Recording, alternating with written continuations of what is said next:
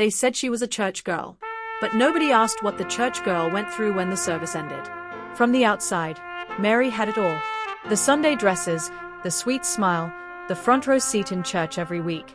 People clapped when she sang in the choir. "She's anointed," they whispered in awe. Mothers pointed her out to their daughters. "Be like Mary," they said. But behind that soft voice and angelic look was a girl drowning in silence.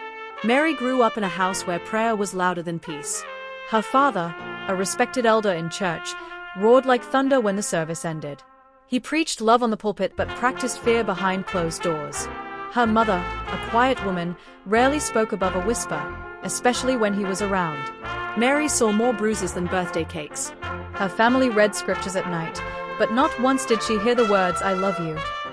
They laid hands to pray, and laid fists when angry. She learned early on to hide her emotions, to smile through pain, to keep the family secret buried beneath Bible verses.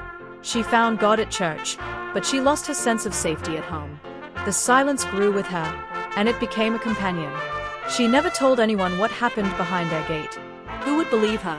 Everyone saw them as a perfect Christian family. By the time she turned 16, Mary could lead a choir, counsel junior teens, and recite Bible passages from memory. But she couldn't remember the last time she slept peacefully. Her prayers became shorter, colder. She begged God to fix her family. But the more she prayed, the worse things got. Her father drank more. Her mother cried more.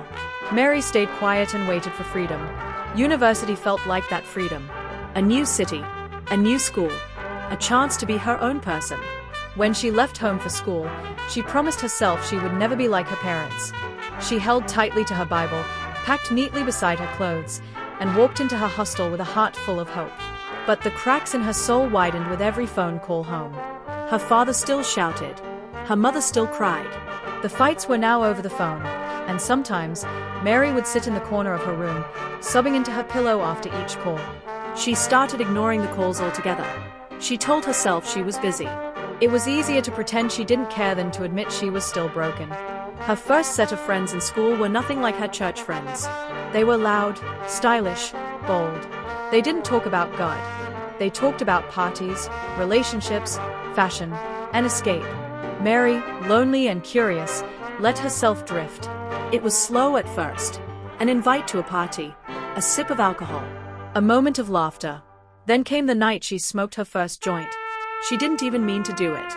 It was passed around casually. "It helps you forget," someone whispered in her ear. Forget. Yes. She wanted that. The pain. The pressure. The past. She took a puff. Then another.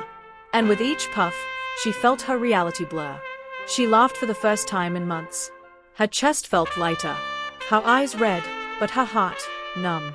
One puff became a habit. Then a dependency.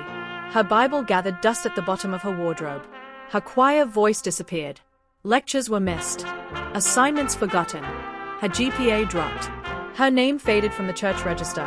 And soon enough, Mary wasn't the church girl anymore. She was the high girl. The one who wore shades to morning classes and disappeared for days. Rumors flew around campus. "Isn't she a pastor's daughter? I heard she sleeps around. She's on something heavy." Mary heard them all, but she didn't care. She had mastered the art of pretending. But no one saw the other side, the Mary who cried herself to sleep. The one who stared in the mirror and hated what she had become. The little girl inside her who still prayed in whispers, hoping someone, anyone, would pull her out of the dark. Everything crashed one night. She had taken something stronger than usual. Her heart pounded wildly. The room spun. Her skin felt like it was on fire. She collapsed in her room, alone, breathless.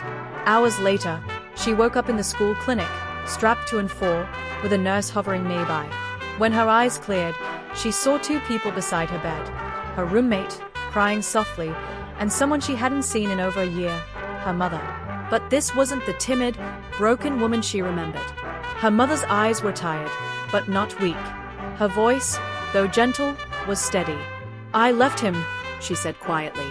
Mary blinked, confused. "I left your father. I've started counseling. I'm getting help. But I came here because I want you to come home. Not the house. Home. Back to life. Back to God." And just like that, The walls Mary had built around her heart crumbled. She burst into tears. Loud, aching, painful sobs. Her mother held her, not as a judge, but as a fellow survivor. They cried together. Two women who had seen hell and made it back. That was the beginning. Recovery wasn't easy. It was messy. There were days she wanted to quit. She relapsed once. She struggled with shame. But she kept going. She joined a support group. She returned to therapy. She found a campus fellowship that welcomed her without judgment. She picked up her Bible again, not to perform, but to heal. Slowly, her voice came back. Not perfect, but real. She sang again, this time from a place of truth. She began speaking to teens, telling her story without shame. She warned them, helped them, held them when they cried. Years later, Mary stood on a small stage in a rehab center, looking at a group of young girls. "I was a church girl who got lost," she said. "But God didn't lose me." They clapped. One girl in the back wiped her eyes. As Mary stepped down, she saw her mother in the crowd, now a counselor herself, smiling with pride. Mary still had scars, but they were no longer shameful. They were proof that healing is possible. She wasn't just the church girl anymore. She was a comeback story, a testimony, a survivor. And this time, when she sang, heaven listened.